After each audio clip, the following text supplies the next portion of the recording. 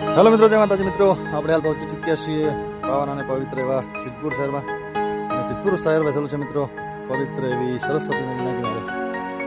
તો આપણે સરસ્વતી નદીના કિનારે આવેલ જે માધુપાવાડીયા કહેવાય છે અને ત્યાં ગુગ મહારાજનું અતિ પ્રાચીન મંદિર છે. તો હું તમને ત્યાં જઈને શ્રી ગુગા મહારાજના દર્શન કરાવીશ.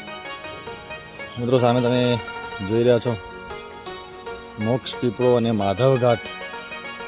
અહીંયા પારસ પીપળાના ગુગા મહારાજનું અતિ પ્રાચીન મંદિર છે. મિત્રો, આ જગ્યા ખૂબ જ પ્રખ્યાત અને ખૂબ જ આદરણીય અને આધ્યાત્મિક સ્થળ છે. તેને પારસ પીપળી અથવા તો મોક્ષ પીપળા તરીકે પણ ઓળખવામાં આવે છે અને તે પ્રદેશમાં ગુગા મહારાજના ભક્તો માટે એક મુખ્ય ધાર્મિક કેન્દ્ર તરીકે સેવા આપે છે.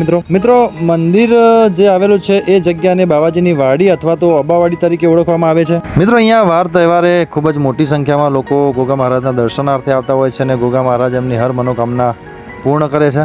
હવે આપણે પહોંચી ચૂક્યા છીએ ગુગા મહારાજની જ્યાં મેન મૂર્તિ છે જગ્યા ઉપર. સામે તમે જોઈ રહ્યા છો ખૂબ જ અલૌકિક અને સુંદર મૂર્તિ અહીંયા બનાવવામાં આવી છે. સામે તમે જોઈ રહ્યા છો બહુ જ વર્ષો પુરાણી અને અલૌકિક જગ્યા હોય એવું આપણને અહીંયા દૃશ્યમાન થઈ રહ્યું છે. મિત્રો, આના સિવાય અહીંયા ગુગા મહારાજનું નવીન મંદિર ભવ્યાથી ભવ્ય બનાવવામાં આવ્યું છે. હવે આપણે નવીન મંદિરે જઈને ગુગા મહારાજના દર્શન કરીશું. સામે તમે જોઈ રહ્યા છો સરસ્વતી નદીમાં જે ચેક ડેમ બનાવવામાં આવ્યું છે એમાં ખૂબ જ પાણી ભરાયેલું છે અને સામે તમે જોઈ રહ્યા છો એ નવીન મંદિર છે ગુગા મહારાજનું. તો મિત્રો, તમે પણ કોઈક વાર આ બાજુ આવો તો અચૂકથી ગુગા મહારાજના દર્શન કરવા માટે પધારશો એ મારી નમ્ર વિનંતી. મિત્રો, ખરેખર અમને તો અહીંયા આવીને ખૂબ મજા આવી અને ગુગા મહારાજના દર્શન કરીને પોતાના જીવનને ધન્ય કર્યું. તો તમે પણ જો સિદ્ધપુરની મુલાકાતે એકવાર આવતા હોય તો અચૂકથી આ જગ્યાએ મુલાકાત કરવા આવશો એ મારી નમ્ર વિનંતી. મિત્રો, આવા સુંદર અને સરસ વિડીયો અમે અમારી ચેનલમાં બતાવવાના છીએ. તમને તો અમને ફૂલ સપોર્ટ કરશો એ મારી નમ્ર વિનંતી. અને અમારી ચેનલને લાઈક અને સબસ્ક્રાઈબ કરજો.